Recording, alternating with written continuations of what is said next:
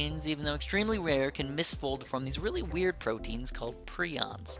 These proteins actually misfold other properly folded proteins, causing an exponential chain reaction of misfolded proteins, and they all end up binding together. In an infected person, these proteins are located in the brain and cause neural issues and death quite quickly. These neurological disorders are known as transmissible spongiform encephalopathies, or TSEs for short. They are a group of the rarest diseases and have the highest mortality rate on the planet, with 100%. There are no known cures and no treatments available. TSEs are extremely scary. Did I mention that these proteins can't be denatured by proteases, enzymes, heat, radiation, and even autoclaves, which heat up to 134 degrees Celsius in a pressurized steam chamber for 18 minutes and are meant to kill any and all bacteria and viruses? So now that I've scared you, how do you get this horrific disease? It's quite complicated, and of course more research needs to go into it, but there are several ways we think we can get it. It starts off knowing that there is a cow version of the disease. You've probably heard of it, mad cow disease.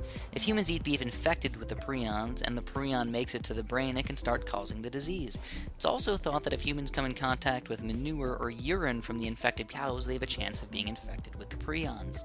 The cows get it the same way humans do, by eating infected meat. The good news is that the US banned the practice of feeding cattle other cow parts in 1997.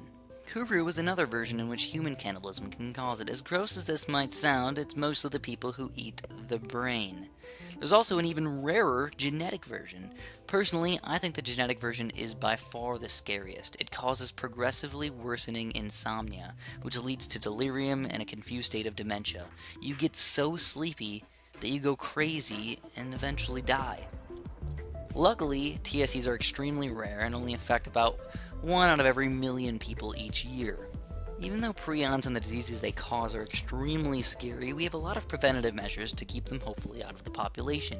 More research needs to be done on the prions to understand the ways to combat them and possible treatments for the issues they cause. Just be glad that your proteins didn't decide to go rogue.